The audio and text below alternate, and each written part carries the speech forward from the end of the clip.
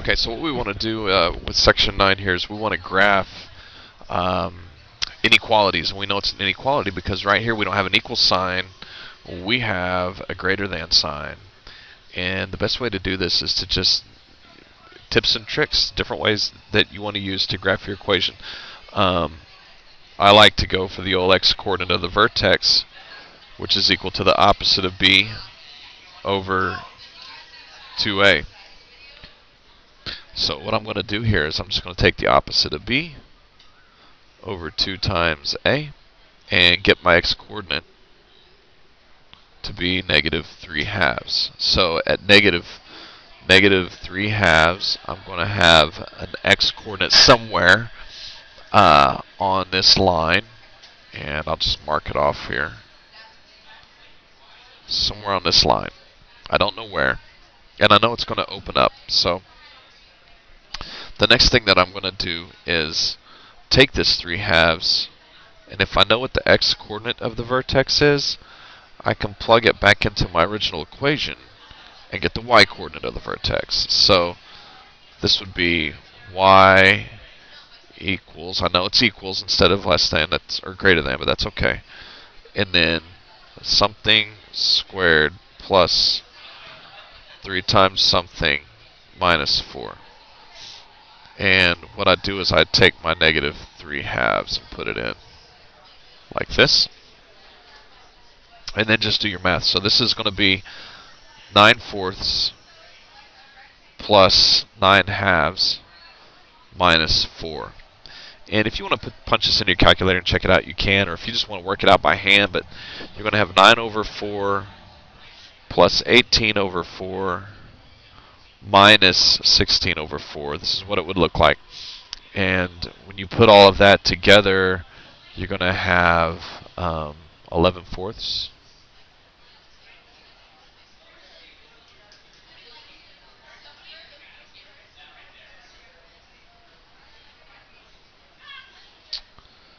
And, oh, this should be -3/2, by the way, so I got a little whoops here. -3/2, which makes this guy negative,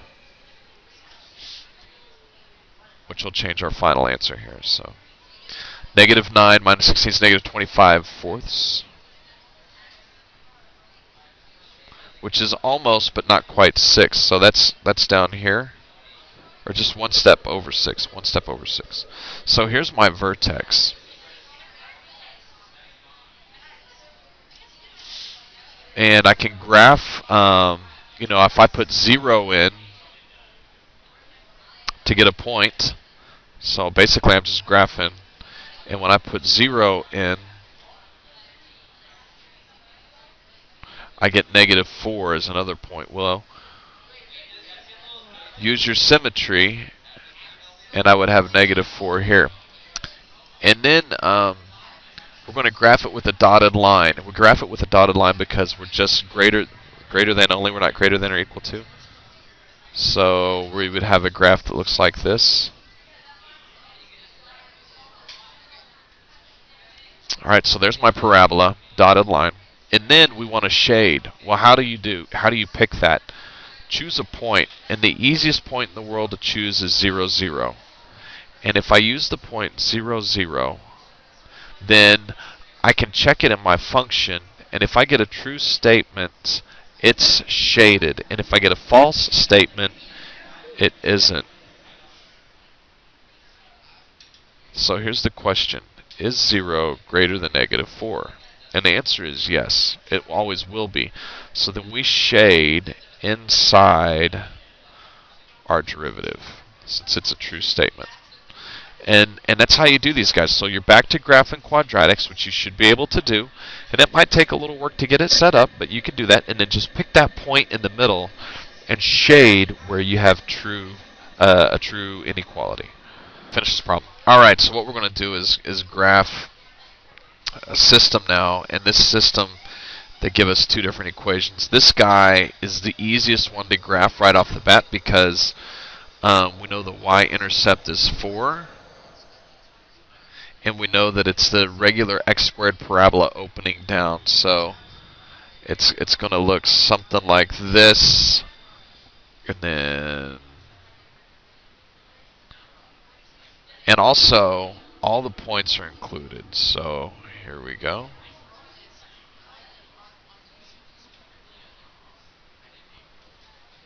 And then we want to check a test point on this. And let's check the test point 0, 0.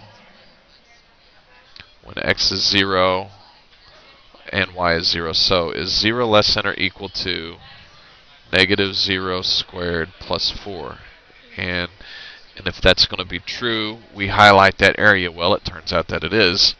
So we can highlight this inside area of the parabola. So this is an easy parabola to get started with. Okay.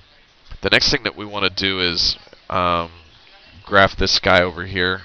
And again, I like to use try and figure out what the vertex is. So it's the opposite of b over 2 times a, which is 1. And if I know that x equals 1, then y is equal to 1 squared minus 2 times 1 minus 3. So this is going to be negative 4. And so my vertex on this guy is going to be 1, negative 4. And that's my vertex. So go to the point 1, go to negative 4. Here's my vertex. And again, from here, it's the regular parabola. So it's going to do something like this. And you can use your axis of symmetry also to help you graph. And I'll give you that axis of symmetry real quick. Your axis of symmetry on the first guy is right here. And let's give him a red color to match his. And then your other axis of symmetry is right here. And we'll give him a blue color to match that one. So once you know your axis of symmetry, you just have to have matching graphs, matching points on the opposite sides of it. So here's these two guys. And again, this is a dotted line.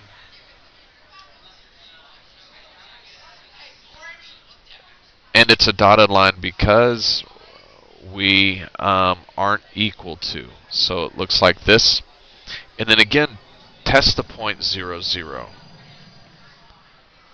And when you do that, you're going to end up with 0 is greater than 0 squared minus 2 times 0 minus 3. And if it's true, you shade that area.